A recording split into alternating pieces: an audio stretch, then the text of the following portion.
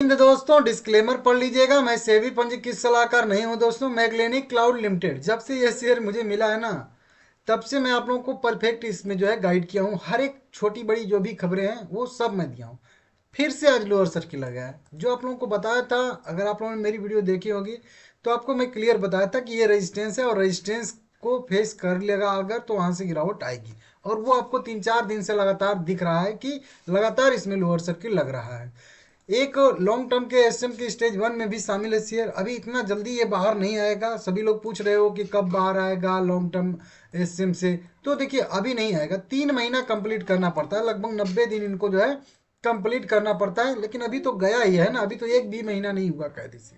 तो अभी 26 नवंबर, 27 नवंबर, 28 नवंबर के आसपास गया था। 26 नवंबर को शॉर्ट टर्म में गया था और उसके बाद 28 तारीख को रिव्यू हुआ था तो लॉन्ग टर्म में गया है। तो अभी 28 दिसंबर आएगा तो 1 महीना होगा। दिसंबर के बाद फिर जनवरी आएगा, 2 महीना होगा। फरवरी आएगा तो फिर 3 महीना होगा। मतलब 28 फरवरी के लास्ट में कहीं जाके ये बाहर आएगा। तो अभी तो ज़्यादा दिन इसको इस मतलब लिस्ट में रहना है।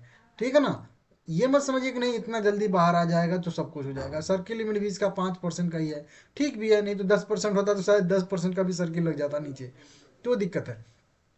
अब इसमें गिरावट क्यों आ रही है? देखिए, कोई न्यूज है? बिल्कुल नहीं है, कोई न्यूज नहीं है। कंपनी प्रॉफिटेबल कंपनी है, अगर इस पे विश्वास है तो आप होल्ड करिए। ठीक है ना। लगातार कंपनी साल दर साल बेसिस पे भी अच्छा खासा नेट प्रॉफिट कर रही है, अगर इस पे विश्वास है तो होल्ड करिए। बैलेंस शीट भी ठीक ठाक है, रिजर्व बढ़िया है, डेट भी ठीक ठाक है। फिक्स एसेट में भी लगातार बढ़ोतरी कंपनी की आ रही है। थोड़ा बहुत अब कंपनी इन्वेस्टमेंट भी कर रही है, तो वो भी बढ़िया है। मतलब कुल मिला के फंडामेंटल कह लीजिए एक तरीके से, अगर देख रहे हैं तो यहाँ पे ठीक ठाक देखने के लिए मिल रहा है। ठीक है ना, यहाँ पे देख सकते हो। बाकी कोई अगर ऑर्डर की बात करेंगे तो पहले एक दो छोटे मोटे ऑर्डर मिले थे जो मैं बताया था उस समय।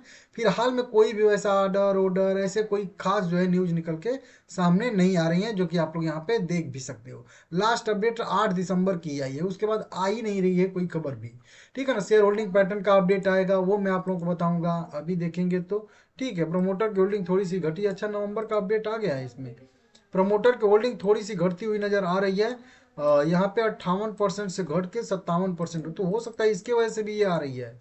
क्योंकि देखिए सितंबर वाला आया है, अब आएगा तो दिसंबर वाला आएगा। लेकिन यहाँ पे देखिए नवंबर का भी कंपनी जो है अपना शेयर होल्डिंग पैटर्न का यहाँ पे अपडेट थोड़ा सा दे रही है। इसमें प्रमोटर की होल्डिंग घटती हुई नजर आ रही है।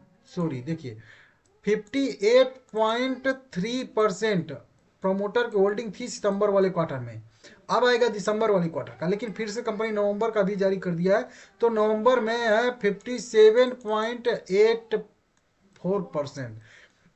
मतलब कह लीजिए कि 0.5%, मतलब आधे % के आसपास कह लीजिए प्रमोटर की होल्डिंग घटती हुई नजर आ रही है। और ये प्रमोटर में किसकी घटी है ये यहाँ पे हम लोग देख लेते हैं जल्दी से।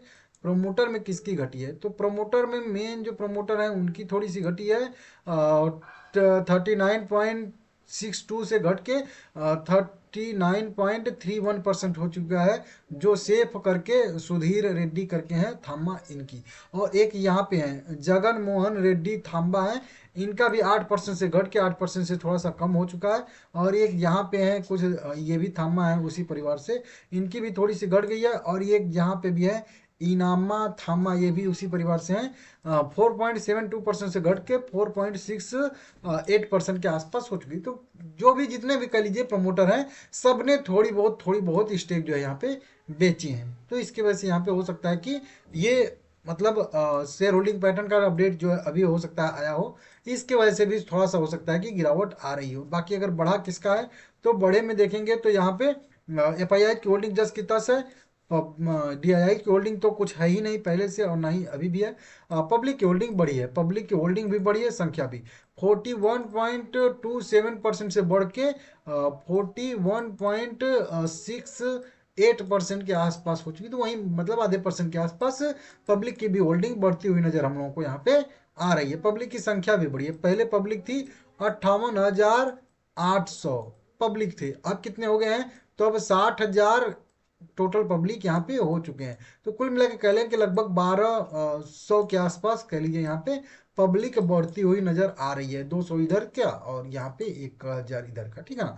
तो इस तरीके से देख सकते हो, तो ठीक है देखेंगे।